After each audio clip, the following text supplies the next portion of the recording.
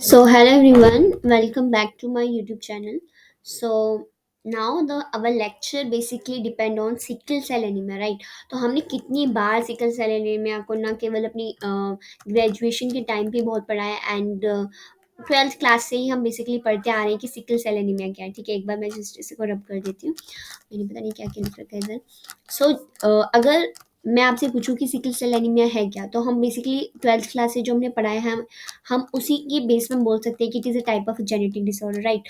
इसमें क्या होता है कि हमारा just a point mutation you can say, और इसमें क्या होता है कि आपकी एक पॉइंट म्यूटेशन हो जाती है। ठीक है, एक सिक्स्थ कोडॉन पर GAG से क्या आ जाता है, GTG आ जाता है। ठीक है, जिससे क्या हो जाता है, पॉइंट म्यूटेशन हो जाती है एंड GAG आना चाहिए था। वो कोड करता है अपने गैग को। गैग का मतलब क्या है, ग्लूटामिक एसिड को। ठीक है, बट क्योंकि पॉइंट म्यूटेशन हो गई है तो अब वो क्या कोड करने लग जाता है, वेलिन को। ठीक है, let me take my pen just to draw here. Okay, so मैंने पढ़ाया है अभी आपको कि सिकल सेल एनीमिया का जस्ट ओवरव्यू क्या है। देखो, हमें पता है कि there is a point mutation हो जाती है। Normally GAG is a sixth codon. ठीक है, in a haemoglobin beta chain जो होती है। ठीक है, हीमोग्लोबिन की जो बीटा चेन होती है। ठीक है, नॉर्मल कंडीशन की अगर मैं बात कर रही हूँ तो इसको मैं बोलूंगी HbA in a normal case. ठीक है, तो जो GAG है, it codes what, it codes your glutamic acid. ठीक है, बट क्योंकि पॉइंट म्यूटेशन हो गई तो GAG की जगह क्या आ जाएगा, GTG आ गया। तो ए की जगह इधर टी आ गया। इसी को हम यहाँ पे एक सिंगल न्यूक्लियोटाइड में क्या आया, चेंज आया, म्यूटेशन हो गया है।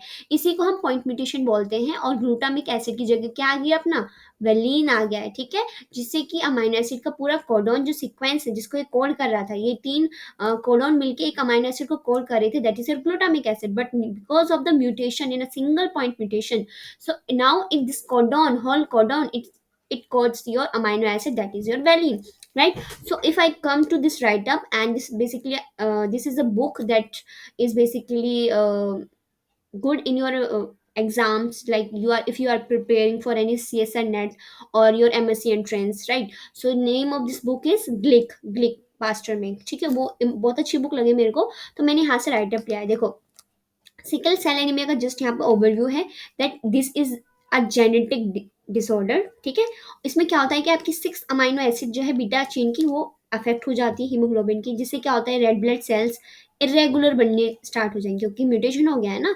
तो इस डिस्टोर्शन से आपकी जो रेड ब्लड सेल है वो इरेगुलर बन रही है, तो ग्लूटामिक एसिड होना चाहिए बट उसकी जगह क्या आ जाता है, valine, because of the point mutation. And because of this irregular shape, देखो नॉर्मली शेप जो होती है आरबीसीज की like this, but due to the sickle cell they have like this like type of structure, right? This is not a nucleus, this is just a shape, I if I want to draw, like अजीब सा उनका shape होता है sickle cell का। ठीक है, हमें पता है ना, उनके पास न्यूक्लियस नहीं होता, आरबीसीज आर इन्यूक्लिएटेड। ठीक है, उनके पास न्यूक्लियस नहीं होता है। तो सीवियर एनीमिया हो जाता है, और जैसे कि heart, lungs, brain, joints, major organs आपके क्या होते हैं, अफेक्ट होते हैं। ठीक है, और बिकॉज ऑफ एनीमिया क्यों होता है, एनीमिया होता है because of the deficiency of your RBCs. आपका ब्लड सेल्स अच्छे से नहीं बन पा रहा है। देखो यहाँ पे ब्लड सेल बन तो रहा है, आरबीसीज बन तो रही है, वो सिकल सेल है, बट क्या हो रहा है, उनकी पॉइंट जल्दी से प्रीमेच्योर डेथ हो जा रही है। ठीक है ना, जिससे कि एनीमिया वाली कंडीशंस में देखने को मिलती है if a person is facing sickle cell anaemia, right. तो अगर मैं बात करूं कि होता किसको है ये जो डिसऑर्डर है, बेसिकली अगर दोनों पेरेंट्स आपके नॉर्मल हैं, पेरेंट्स दोनों नॉर्मल हैं, तो ऑफकोर्स चांसेस है कि बच्चे भी नॉर्मल होंगे। ठीक है, बट अगर पेरेंट्स में अगर मान लो एक नॉर्मल है और एक पूरा सिकल सेल एनीमिया वाला जो है म्यूटेटेड है, तो चांसेस क्या है, चांसेस है कि सारे बच्चे कैसे बनेंगे, सारे बच्चे आपके हेट्रोजाइगोट्स बनेंगे। तो इसका मतलब although they are carrier, but उनको सिकल सेल एनीमिया वाली प्रॉब्लम फेस नहीं करनी पड़ेगी। ठीक है, और वो कैरियर है, because sickle cell anaemia is a type of genetic recessive, यानी जब दोनों रिसेसिव आएंगे तभी वो शो करता है। देखो मान के चलो कि दोनों ही आपके हेट्रोजाइगस है। ठीक है, दोनों ही हेट्रोजाइगस है। इसको मैं कैसे दिखाऊं, इसको आप मान लो कि नॉर्मल ए यानी AS मल्टीप्लाई बाय AS। इसका मतलब मैं आपको समझा देती हूँ कि उसके एक एलील नॉर्मल है और एक सिकल सेल एनीमिया से म्यूटेटेड है, एक नॉर्मल है एक म्यूटेटेड है। ठीक है, और उससे क्या होगा, इससे ये होगा कि जो बच्चे आएंगे वो कैसे आएंगे, आपकी AA AS एंड SS। इसका मतलब ये है कि 25% वाले बच्चों को चांस है कि उनको सिकल सेल एनीमिया हो, 25% बच्चे आपके नॉर्मल्स होंगे जिनको कोई भी डिसऑर्डर नहीं होगा, एंड जो ये जो है 50% जो बच्चे हैं दैट इज योर कैरियर, ये वो उस डिसऑर्डर के कैरियर होंगे, but they do not show the expression. ठीक है, उनकी जो although they are carrier but उनके आरबीसीज आर नॉर्मल जैसे होती है, ठीक है। तो ये पूरा राइट अप जो है ये अगर आप चाहो तो इसका स्क्रीनशॉट ले सकते हो, वरना आप बुक से पढ़ सकते हो, ठीक है। ये मैंने आपको बुक बता दिया है। अच्छा, अब ये पूरा जो भी मैंने यहाँ पे थ्योरी लिख रखी है, जो आपने यहाँ पे दिख रहा है ना, ये सारी की सारी जो मैंने थ्योरी इधर लिखी है, उसको मैं सबको डायग्राम से समझाऊंगी, ठीक है। अच्छा, डायग्राम हम ये वाला देखते हैं, ठीक है। इससे हमें अच्छा समझ आएगा। इफ आई जूम इट, तो I hope you can see it very well. ये थोड़ा ज़्यादा जूम हो गया है, जस्ट 1 मिनट। 1 मिनट। हम्म देखो, इधर इधर के लिए आप ऊपर देख रहे होगे कुछ सीक्वेंसेस मैंने यहाँ पे लिखे हुए हैं, ठीक है। सीक्वेंसेस कैसे लिखे हुए हैं, जस्ट 1 मिनट देखो। यहाँ पर ये जो सीक्वेंस है दैट इज HBA। HBA मतलब नॉर्मल पर्सन है, उसका सीक्वेंस मैंने यहाँ पे दिखाया हुआ है। देखो, CCT है, ठीक है, GAG है एंड GAG है। CCT called for proline, GAG called for glutamic and GAG again called for glutamic.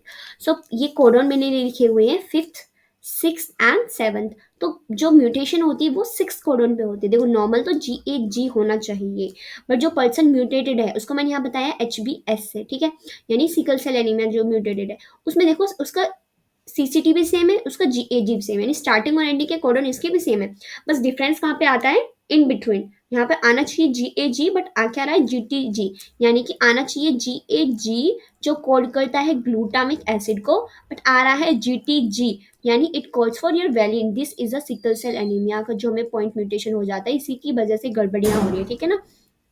ये है हो किस पे रहा है, सिक्स पोजीशन पे ऑफ द कॉलम, ठीक है। तो क्या हो रहा है, मैंने यहाँ पे एक नॉर्मल सीक्वेंस लिख रखा है एक पर्सन का। मेरे पास सैंपल आया, जो इंसान को सिकल सेल एनीमिया नहीं था, मैंने उसका सैंपल लिया, और मैंने उस पर्सन का भी सैंपल लिया जिसको सिकल सेल एनीमिया था, ठीक है, उसका सीक्वेंस ले लिया, और इस एक नॉर्मल जो पर्सन है उसका सीक्वेंस ले लिया। अब मैंने क्या किया, before going to the next step, मैंने उसके सीक्वेंस को, उस जो DNA जो भी उनका आया, मैंने उसको एम्पलीफिकेशन करा दिया है, ठीक है। एम्पलीफिकेशन अब तुम्हें पता है किससे हो जाता है, PCR से इजीली, ठीक है। तो PCR से एम्पलीफिकेशन करा दिया सीक्वेंस का, नॉर्मल सीक्वेंस को एम्पलीफाई करा दिया, और सिकल सेल एनीमिया वाला जो सीक्वेंस था उसको भी मैंने एम्पलीफाई करा दिया। I hope you will understand मैं क्या समझाने जा रही हूँ, क्या समझ आ रहा है आपको, ठीक है। तो नॉर्मल सीक्वेंस जो है आपका, देखो CCT यानी फिफ्थ कॉर्डन वाला जो है, और सेवन्थ वाला, इन दोनों का सीक्वेंस सेम है, स्टार्टिंग का एंडिंग का इसका भी सीक्वेंस सेम है। तो उसी के टाइप पे मैंने प्राइमर्स को डिजाइन किया है, ठीक है। स्टार्टिंग एंड एंडिंग के जो प्राइमर्स है दोनों के सेम है। इधर भी स्टार्टिंग के और एंडिंग के जो प्राइमर्स है उन दोनों के सेम है, क्योंकि स्टार्टिंग एंडिंग दोनों का सीक्वेंस सेम है। बस जो डिफरेंस आ रहा है that is in between GAG and GTG, इन दोनों के बीच में थोड़ा अंतर है, ठीक है ना। थोड़ा पॉइंट म्यूटेशन जो भी है बीच में है, स्टार्टिंग एंडिंग एंडिंग में दोनों का सीक्वेंस सेम है। तो उसी को देखते हुए मैंने यहाँ पे प्राइमर्स को डिजाइन कर दिया, ठीक है। ओके, सो नाउ मैंने क्या किया, जो भी मेरे एम्पलीफाई सीक्वेंस थे मैंने उनको डाइजेशन करवाया। अब डाइजेशन किससे करवाया, मैंने डाइजेशन करवाया CVN1, that is a restriction endonuclease, ठीक है। ये एक रेस्ट्रिक्शन एंडोन्यूक्लियेज है, इसका बहुत इंपॉर्टेंट रोल इधर प्ले होने वाला है जो कर रहा है। देखो, मैंने यहाँ पे क्या करा दिया, एम्पलीफाइड नॉर्मल सीक्वेंस, ठीक है, एम्पलीफाइड नॉर्मल सीक्वेंस को डाइजेशन करवा दिया CVN1 से। सिमिलरली इन दिस स्टेप, तो क्या हुआ कि जो CVN1 रेस्ट्रिक्शन एंडोन्यूक्लियस है, it cut in between C and P। कोई भी सीक्वेंस होगा जैसे कि GCT मान के चलो, जिस टाइप ऑफ रैंडम सीक्वेंस, तो ये जो CVN1 है वो कट कराता है C एंड P के बीच में कट कराएगा, ठीक है। अच्छा, तो मैंने नॉर्मल सीक्वेंस को भी और एम्पलीफाई जो सिकल सेल एनीमिया सीक्वेंस उनको डाइजेस्ट करा रही हूँ मैं CVN1 से, ठीक है। तो क्या होता है कि देखो, जब CVN1 फर्स्ट कट करता है तो हमें कितने बेस पेयर का फ्रेगमेंट मिलता है, 256 बेस पेयर का। फिर CVN1 एक और कट करता है एंडिंग वाला, तो हमें एक बेस पेयर का सीक्वेंस मिलता है 88 बेस पेयर वाला, और स्टार्टिंग में हमें मिलता है 256 बेस पेयर वाला, ठीक है। बीच वाला हम बाद में बताएंगे।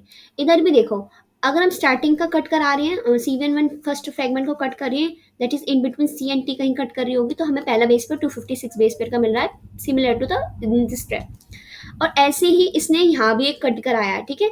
अच्छा, तो हमें 88 बेस पेयर का फ्रेगमेंट मिल रहा है जैसे इधर मिल रहा है।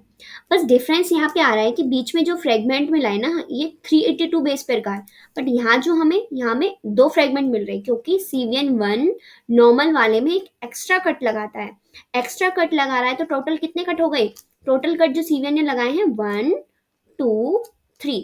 CVN1 ने नॉर्मल पर्सन में 3 कट लगाए, ठीक है, एम आई राइट। और नॉर्मल जो म्यूटेटेड पर्सन है उसमें कितने कट लगाए, 1 एंड टू। तो जो म्यूटेटेड पर्सन है उसमें CVN1 ने 2 कट लगाए। अब क्वेश्चन आता है कि भाई नॉर्मल पर्सन में 3 कट क्यों लगाए हैं और म्यूटेटेड वाले में 2 कट क्यों लगाए हैं। ठीक है, तो देखो हमें पता है कि जो नॉर्मल पर्सन होता है उसका सीक्वेंस होता है GAG और म्यूटेटेड वाले का होता है GTG। ठीक है, अब इसका मैं टेम्पलेट पूछूं तो इसका ऊपर वाला कॉम्प्लीमेंट्री, तो इसका क्या आ जाएगा C। ठीक है, TC CTC। अच्छा, अब म्यूटेटेड वाले का बताना C और ए का किधर आ जाएगा, यहाँ पे ए आ जाएगा और यहाँ सी। तो यहाँ पर CTC मिलता है नॉर्मल में और म्यूटेटेड में मिलता है CAC। तो CT यहाँ पर एक एक्स्ट्रा कट लग जाएगा ना C और T के बीच में। ठीक है, क्योंकि नॉर्मल में CTC मिल रहा है और म्यूटेटेड में CAC। तो CT वाला एक एक्स्ट्रा मिल गया, तो CVN हमें पता ही है कि C और T के बीच में कट लगाता है, तो एक एक्स्ट्रा कट नॉर्मल पर्सन में लग रहा है। और म्यूटेटेड में क्योंकि म्यूटेशन हो गया तो वो CAC बन गया। ठीक है ना, तो इसलिए यहाँ पे एक एक्स्ट्रा कट लगा दिया है। अब क्योंकि एक्स्ट्रा कट लग गया तो 201 और 181 बेस पेयर का फ्रेगमेंट मिलेगा। बट जो नॉर्मल पर्सन है, क्योंकि कट नहीं लगा है ना इधर, क्योंकि इधर CAC है। ठीक है, तो क्या हुआ, 382 बेस पेयर का कट मिल रहा है, यानी जॉइंट यहाँ पर 382 बेस पेयर का कट लग गया, तो 201 एंड 181 का हमें बेस पेयर मिल रहा है। ठीक है, अब तुम्हें कुछ नहीं करना, अब गिन लो कि नॉर्मल बेस पेयर, जो नॉर्मल जो पर्सन था उसमें कितने बेस पेयर मिल रहे हैं। 256 बेस पेयर मिल रहा है, 201 बेस पेयर मिल रहा है, 181 वाला बेस पेयर मिल रहा है, 88 बेस पेयर, मतलब टोटल 4 बेस पेयर मिल रहे हैं।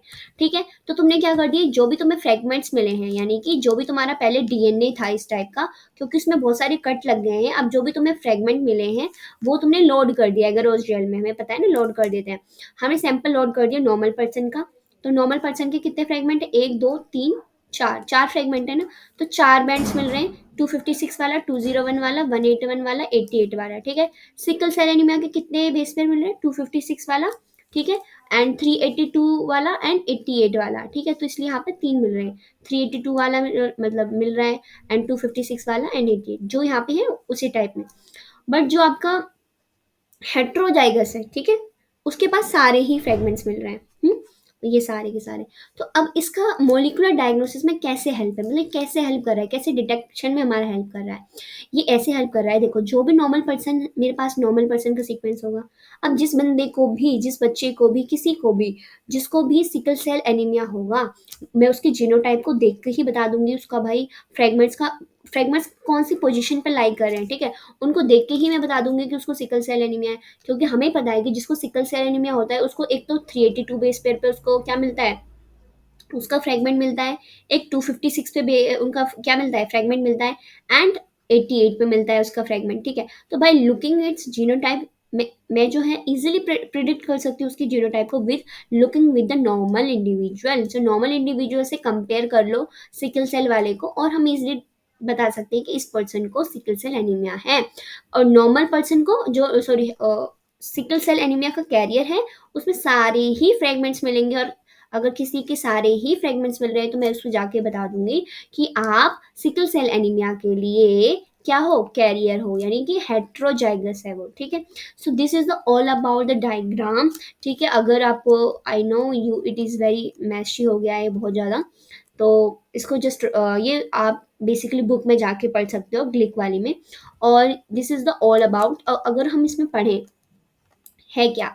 सो नंबर 1 अगर हम पढ़ें, जस्ट 1 मिनट, हाँ, यहाँ से अगर हम थ्योरी पढ़ेंगे तो थोड़ा जो मैं तुम्हें बता रही थी कि CVN1 के बारे में क्या होता है। CVN1 again this is a restriction endonuclease होता है that cut in between C and T, right, cleaves करता है C एंड T के बीच में, और recognise the sequence CCT NAGG। N is anything, anything four nucleotide में से कोई सा भी आ सकता है। ठीक है ना, नॉर्मल जीन जो होता है, नॉर्मल पर्सन का सीक्वेंस ये होता है और म्यूटेटेड वाले पर्सन का सीक्वेंस ये होता है। ठीक है, ये सब ये था, और मैंने यहाँ बताया कि ये सारा का सारा प्रोसीजर है and all about the procedure.